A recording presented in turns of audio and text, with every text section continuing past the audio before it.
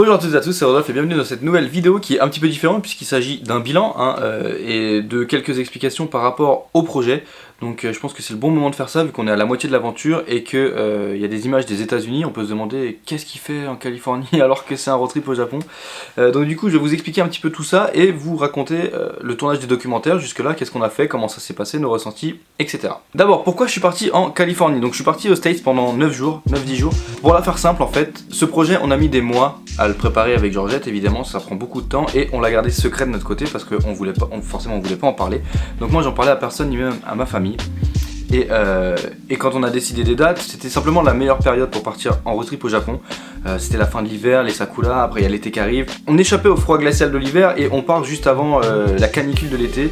Et c'est là où je pense que la nature est la plus belle en fait, grâce au sakura, grâce à, voilà. Et en plus, le visa de Georgette arrive à son terme, ce qui fait qu'on doit rentrer au bout d'un moment, hein, on n'a plus de visa travail, donc c'était vraiment les meilleures dates pour nous. Et mes parents, de leur côté, faisaient des trucs en soum soum aussi. J'ai deux frères, c'était les 18 ans d'un de mes frères, ça faisait longtemps qu'on s'était pas retrouvés en famille, du coup mon père a charbonné pour qu'on parte tous ensemble en famille en Californie pendant 10 jours. Sauf que vu qu'on leur avait pas parlé de ce projet nous, et que eux organisaient leur truc de leur côté, bah les dates, forcément, hein, on s'y attend, ça clashait un peu, donc c'est arrivé en plein milieu. Sauf que les hôtels, les avions étaient réservés, c'était un voyage en famille, donc voilà, c'était évident que moi je parte et je le fasse. Cependant, c'est pas très grave dans le sens où c'est tombé en plein milieu de la Golden Week au Japon. La Golden Week, c'est une semaine de vacances au Japon. Il y a plusieurs jours fériés, les Japonais font le pont, donc normalement ils ont une semaine. Cette année, en 2019, il y a eu l'abdication de l'empereur. Il y a eu un nouvel empereur, etc. Ce qui fait qu'il y a eu 10 jours. Il y a eu 10 jours de vacances, donc tout le pays était off, en stand-by, que ce soit les artisans qui étaient soit très occupés pour différents événements, soit off tout simplement, ou même les locations de voitures en fait. La voiture qu'on avait louée n'était plus disponible jusqu'au 10 en fait, jusqu'au 10 mai, ce qui fait que nous, on se retrouvait sans voiture. Ça aurait été compliqué d'en louer une autre, de revenir, mais en plus tout était très cher, bref, je vous épargne les détails. Donc finalement, c'est vrai que j'ai dû partir, et Georgette est retournée à Tokyo pour se reposer, mais je pense que c'était le meilleur timing en fait, quitte à le faire, fallait le faire maintenant, quoi qu'il en soit on n'avait plus de voiture, donc voilà. Ensuite, la partie qui nous intéresse le plus, c'est les documentaires. Jusque là, qu'est-ce qu'on a fait, comment ça s'est passé. Alors, premier documentaire qu'on a fait donc à Takayama, c'était avec Monsieur Suzuki qui est un cuisinier qui fait des gyoza, un petit peu des formes un peu bizarres, des couleurs différentes. Voilà, il expérimente beaucoup dans le gyoza. Un mec adorable. Donc en fait, c'était un documentaire qui n'était pas prévu du tout. On est arrivé, on a sympathisé avec lui et moi je me suis dit, wow, le road trip commence, j'étais super chaud, j'avais envie d'essayer quoi, j'avais envie de me dire, allez, j'ai envie de faire un documentaire quoi.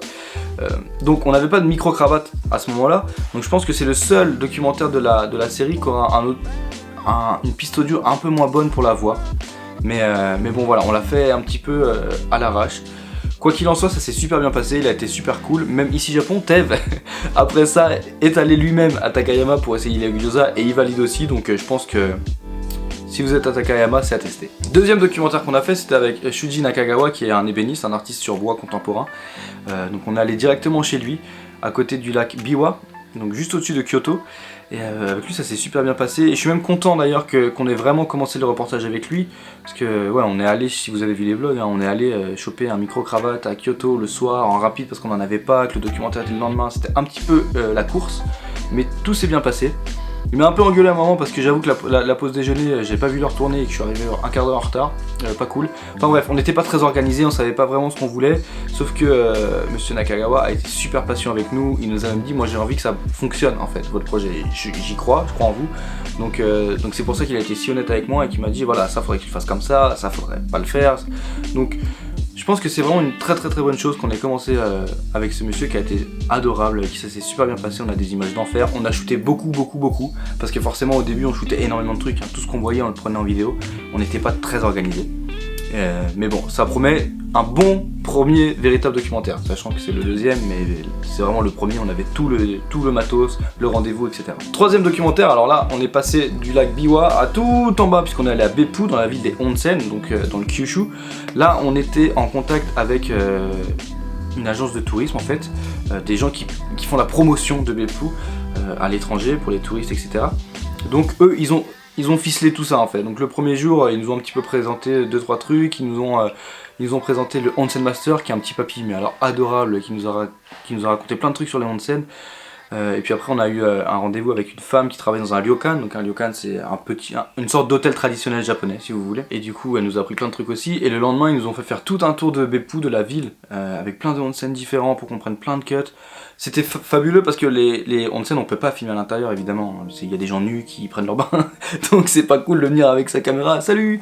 Donc du coup là on a eu une occasion absolument en or d'aller dans des onsen en plus magnifiques pour filmer. Les images sont mortelles. Donc j'ai vraiment hâte de vous présenter ça. Là c'est pas vraiment de l'artisanat traditionnel mais il y en a un petit peu quand même, vous verrez dans le documentaire. Donc voilà, ça s'est bien passé, c'était nickel, très très content. Et ensuite on est allé à Hiroshima. Donc à Hiroshima on a fait un documentaire sur le No. Donc le No c'est du théâtre japonais. On a rencontré un acteur, c'était fabuleux, il nous a expliqué plein de trucs, super cool. On a passé 2 jours à Miyajima, donc pas dans Hiroshima, on était à Miyajima, à l'île qui est juste en dessous. Et même moi j'étais abasourdi dans le sens où je pensais pas que c'était aussi beau en fait. Donc ça s'est super bien passé parce qu'on avait un contact sur place. Donc ça je l'ai déjà expliqué dans les vlogs. Hein. Donc elle aussi elle a tout organisé pour nous. On a eu un homestay avec une famille. C'était absolument fabuleux. Et ensuite on est reparti tranquillement à Tokyo. Parce que moi j'avais un avion à prendre le lendemain. Et que Georgette était à Tokyo pour se reposer, pour éditer un petit peu. Donc voilà, à partir de maintenant qu'est-ce qu'on va faire ? Alors à partir de maintenant, le voyage continue hein, bien évidemment. On va aller à Nagano puisqu'on va voir une ferme bio, donc des fermiers, des gens qui étaient dans la grande ville hein, de Tokyo, qui sont partis plus en campagne pour se dédier à ce métier, donc faire quelque chose d'organique, quelque chose qui est vraiment pas courant au Japon. Et voilà, c'est des gens qui se sentent concernés par l'état des choses, par l'environnement, par le monde, etc. Et donc ça va être très intéressant de les rencontrer je pense. Ensuite on va voir du katsuobushi. Donc le katsuobushi c'est du poisson séché, c'est ce qu'il y a au-dessus des takoyaki là qui dansent un peu. Je sais pas si vous voyez, en tout cas bon, vous verrez les images. Ensuite on remonte puisqu'on a les textiles, après on a du manju, donc c'est de la pâtisserie la pâtisserie japonaise. Et après les manju on remonte à Wajima, donc Wajima là c'est là où on va tourner notre dernier documentaire, le 9ème, donc avec celui du saké ça en fera 10. Et le dernier se fera sur le urushi, donc le urushi c'est la laque japonaise. Moi je connais pas grand chose, donc j'ai vraiment hâte de voir ça, ça va être le feu, j'en suis sûr. Voilà, pour les choses à venir, pour le vlog je pense qu'il y aura une 20aine d'épisodes. Donc voilà, à partir de maintenant on va pas tout filmer parce que j'ai plus envie de filmer des moments intéressants ou des moments un peu des paysages qui en valent vraiment la peine, pas filmer tout n'importe quoi mais vraiment filmer des choses qui pour nous font des souvenirs et pour vous feront vraiment voyager en fait. J'espère que ce petit bilan vous a plu, a éclairci un petit peu les choses. En attendant nous on a carrément hâte de reprendre la route, on repart là d'ici quelques jours donc ça va être le feu. A très bientôt, peace, ciao. Ain't no sunshine where she's gone, so I'm rapping on the microphone. Without music, boy, I'm all alone, working hard, like